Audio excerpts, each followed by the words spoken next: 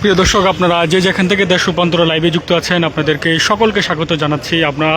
আমরা আপনাদের সাথে সরাসরি যুক্ত আছি বিএনপির যেই চেয়ারম্যানের যে কার্যালয় রয়েছে গুলশানে, সেই কার্যালয়ের সামনে থেকে। এখানে কিছুক্ষণ বাদে রাত 8:30 বিএনপির স্থায়ী কমিটির একটি বৈঠক অনুষ্ঠিত হওয়ার কথা রয়েছে। সেই বৈঠককে কেন্দ্র করে ইতিমধ্যে বিএনপির যে স্থায়ী কমিটির সদস্যরা রয়েছে ইতিমধ্যে একে একে করে ভিতরে প্রবেশ করতে আমরা দেখতে পেয়েছি।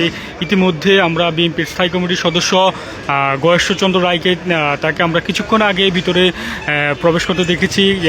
যে বৈঠকটি রয়েছে সেই বৈঠকটিতে যোগদানের বিষয় বৈঠকটি শুরু হওয়ার কথা রয়েছে প্রায় রাত সাড়ে আটটার দিকে সেই বৈঠকটি অনুষ্ঠিত হওয়ার কথা রয়েছে। তো এই দীর্ঘ প্রায় তিন মাসের মতন প্রায় বিএনপির যে স্থায়ী কমিটি রয়েছে সেই স্থায়ী কমিটির বৈঠকটি অনুষ্ঠিত হতে যাচ্ছে। এই বৈঠকটি মূলত খুবই গুরুত্বপূর্ণ কিছু বিএনপির জন্য, বিএনপির তার যে দল রয়েছে সেই দলের জন্য কিছু গুরুত্বপূর্ণ দিক নির্দেশনা আসতে পারে বলে আমরা যতটুকু জানতে পেরেছি। এখানকার আমরা প্রায় অনেকক্ষণ আগে এখানে অবস্থান করছি দর্শক। এখানে প্রায় বিএনপির যে অঙ্গ সংগঠনের নেতাকর্মীরা রয়েছে এখানকার ইতিমধ্যেই কিন্তু এখানে তারা বিএনপির যে চেয়ারম্যানের যে দলীয় কার্যালয়টি রয়েছে সেই কার্যালয়ে তারা সামনে অবস্থান করছে। দর্শক, এই বিএনপির স্থায়ী কমিটির যে মিটিংটি রয়েছে সেই মিটিংটিতে আমরা যতটুকু জানতে পেরেছি যে বিএনপি সহ তার যে অঙ্গ সংগঠনের দল রয়েছে সেই দলের পুনর্গঠন নিয়ে আলাপ আলোচনা হতে পারে। এইটি মূলত হচ্ছে সবচেয়ে গুরুত্বপূর্ণ এবং সেই সিদ্ধান্তটি আসতে যাচ্ছে বিএনপি দলের জন্য। তার যে দীর্ঘ তার যে অঙ্গ সংগঠক এবং তার দল রয়েছে সেই দলগুলোকে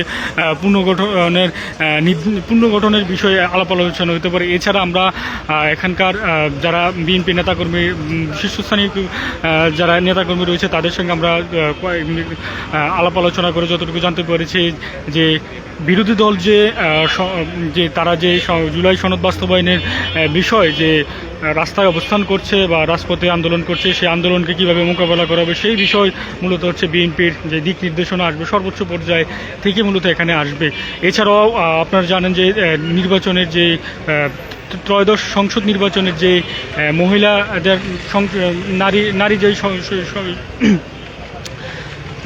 নারী সংসদ নির্বাচনের সেই 50টি আসনের সেই বিএনপি যেই জয়লাভ করেছে সেই জয়লাভের মধ্যে এখানে নারী সংসদ সদস্যরা যেই আসনটি পাবে সেই কয়েকটি আসনের বিষয়ে তারা এখানে আলাপ আলোচনা হবে। ইতিমধ্যে বিএনপি পার্টি অফিসটি যদি আমরা আপনাদেরকে সরাসরি দেখানোর চেষ্টা করছি, নেতাকর্মীরা ইতিমধ্যে এখানে অবস্থান করছে। এছাড়া তারেক রহমানের জন্য কঠোর নিরাপত্তা এখানে অবস্থান করছে, বিশেষ করে গোয়েন্দা সংস্থায় প্রধানমন্ত্রীকে যিনি নিরাপত্তা প্রদান করে এসএসএফ থেকে শুরু করে সর্বোচ্চ আমরা নিরাপত্তার কঠোর অবস্থা এখানে দেখতে পেয়েছি। দর্শক, যেমনটা বলছিলাম, প্রায় দীর্ঘ 3 মাস পর মূলত হচ্ছে স্থায়ী কমিটির বৈঠকটি অনুষ্ঠিত হচ্ছে। ইতিমধ্যেই আমরা দেখতে পেয়েছিলাম স্থায়ী কমিটির সদস্য গয়েশ্বর রায় তিনি ইতিমধ্যেই কিন্তু ভিতরে প্রবেশ করেছেন।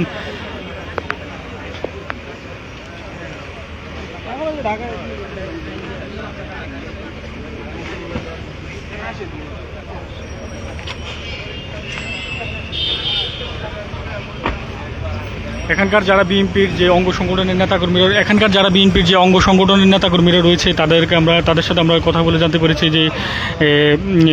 যে দল যে পুনর্গঠন হবে সেই পুনর্গঠনের বিষয় যে আলাপ আলোচনা সেই বিষয়টি তারা এখান থেকে মূলত আজকের বৈঠক থেকে মূলত হচ্ছে গুরুত্বপূর্ণ দিক নির্দেশনা পাবেন। আমরা যদি আপনাদের সাথে সরাসরি যদি কয়েকজন নেতৃবৃন্দের সাথে যদি আমরা একটু আপনাদেরকে সরাসরি কথা বলানোর চেষ্টা করছি। আজকে তো বিএনপির খুবই গুরুত্বপূর্ণ একটি বৈঠক রয়েছে। সেই বৈঠকে আমরা যতটুকু জানতে পারছি তার যে দল বিএনপি সহ তার যে অঙ্গ সংগঠন রয়েছে সেই দলের পুনর্গঠন হতে পারে। আপনারা কি আজকে কি ভাবছেন? এখন আসলে যেহেতু মিটিংটা স্পেসিফিক আমরা জানি না কি বিষয়ে, আমরা আসছি পার্লে বসে, যেহেতু প্রধানমন্ত্রী আসছেন, প্রধানমন্ত্রীর সঙ্গে সালাম বিনিময় করতে আসছি, আর এই উদ্দেশ্যে আমরা আসছি। আপা কিছু যদি বলতেন যে আমাদের পার্টির চেয়ারম্যান বর্তমানে যিনি প্রাইম মিনিস্টার আজকে আমাদের গুলশান অফিসে আসছে, আমরা এখানে আসবো, এটাই স্বাভাবিক। আমরা যারা রাজপথে আমরা যতটুকু জানতে পেরেছি বিএনপি সহ তার যে অঙ্গ সংগঠন রয়েছে সেই অঙ্গ সংগঠনের মূলত পুনর্গঠন হবে, যে নতুন করে কমিটি আসতে পারে সেই বিষয়ে আপনারা কতটুকু? পুনর্গঠন তো হবে, এটাই স্বাভাবিক। দীর্ঘদিন যাবৎ আন্দোলন সংগ্রামে আছে, কমিটি আছে, কমিটির অনেক কমিটি মেয়াদ উত্তীর্ণ হয়ে গিয়েছে। সেই নতুন কমিটি গঠনের জন্য সাংগঠনিক কার্যক্রমের দরকার আছে। সিনিয়র নেতৃবৃন্দদের সাথে আলাপ আলোচনার প্রয়োজনীয়তা রয়েছে। ধাপে ধাপে আমাদের দলের চেয়ারম্যান সেই দিকে এগিয়ে যাচ্ছে। বিভিন্ন সময় উনি সিনিয়র নেতৃবৃন্দদের নিয়ে বসছেন। নতুন কমিটিগুলো যাতে করে দক্ষ, সাংগঠনিক এবং সুনিপুণভাবে যারা পরিচালনা করতে পারবে তাদের হাতেই যেন তুলে দিতে পারে, সেজন্য যাচাই বাছাইয়ের দরকার আছে, আলোচনা দরকার আছে। একাধিকবার উনি বসছেন। আমি আশা করি আলোচনার মধ্য দিয়ে প্রত্যেকটা অঙ্গ সংগঠনে একটা ভালো কমিটি, ত্যাগী যারা রাজপথে যারা শ্রম দিয়েছে, যারা দল পরিচালনার জন্য ইতিমধ্যে অভিজ্ঞতা অর্জন করেছে, তারা দায়িত্ব পাবে। তাদেরকে দিয়ে নতুন নতুন কমিটিগুলো দিবেন বলে আমি মনে করি। আর সামনে আমরা এই বৈঠকের পর আমরা যতটুকু জানতে পেরেছি, এই বৈঠকে খুব গুরুত্বপূর্ণ একটি সিদ্ধান্ত আসতে যাচ্ছে, যতটুকু আমরা জানতে পেরেছি গণমাধ্যমে। সেইটি হচ্ছে সংসদে যে নারীদের জন্য যে সংরক্ষিত আসন রয়েছে, সেই সংরক্ষিত আসনের নামগুলো আলোচনা হতে পারে। আপনারা কতটুকু আশাবাদী করছেন যে একজন মহিলা? এটা তো খুবই সম্পূরক একটা বিষয়, যেহেতু দীর্ঘদিন আন্দোলন সংগ্রামে আমাদের নারী সদস্যরা রয়েছে। অনেকাংশে অনেক জায়গায় আমাদের ভাইদের চেয়ে মানে নারীরা যারা ছিলাম, আমরা যারা আছি, গুরুত্বপূর্ণ ভূমিকা পালন করেছে। আজকে আমাদের একটি সুষ্ঠু নির্বাচনের মাধ্যমে সরকার গঠিত হয়েছে। জাতীয় সংসদে 50টি নারী সংসদ সংরক্ষিত আসন রয়েছে। এই আসনগুলো পূরণ হবে। আমাদের বিএনপির পক্ষ থেকে 35টি আসন পাবে, আরও 2টি পেতে পারে, সম্ভাবনা রয়েছে। এই নারী আসনগুলো যত দ্রুত সম্ভব পূরণ হয়, আমি আশাবাদ ব্যক্ত করি এবং মনে করি যে আমাদের দলের চেয়ারম্যান, সংসদীয় নেতা, প্রধানমন্ত্রী বর্তমানে, তিনি আমাদের স্থায়ী কমিটির যে সদস্যরা রয়েছেন, অন্য অন্য নেতৃবৃন্দরা রয়েছেন, তাদের সকলের মাধ্যমে রাজপথের যারা শ্রম দিয়েছে সেই সমস্ত নেত্রীদেরকে তিনি খুঁজে নেবেন, এটা আমার বিশ্বাস।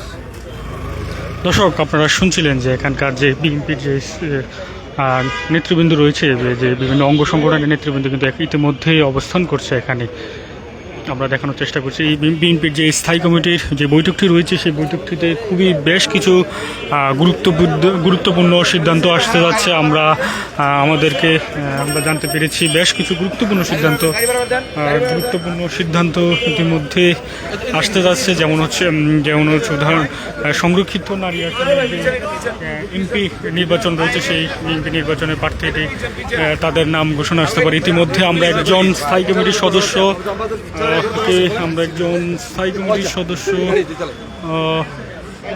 ইতিমধ্যে বিএনপি স্থায়ী কমিটির সমাজ কল্যাণ মন্ত্রী ডক্টর জাহিদ, তিনি ইতিমধ্যেই কিন্তু এখানে উপস্থিত হয়েছে। তিনি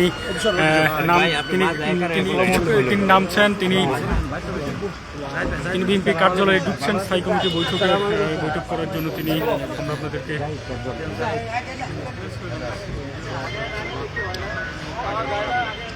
দর্শক, আমরা আপনাদেরকে দেশ রূপান্তর লাইভে দেখানোর চেষ্টা করছিলাম যে সমাজ কল্যাণ মন্ত্রী ও বিএনপির স্থায়ী কমিটির সদস্য ডক্টর জাহিদ, তিনি ইতিমধ্যেই ভিতরে প্রবেশ করেছেন। যে বৈঠকটি রয়েছে, সেই বৈঠকের উদ্দেশ্যে মূলত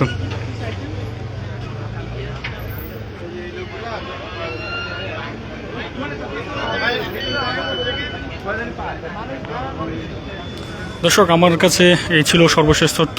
আপনারা যে সকলকে স্বাগত জানাচ্ছি।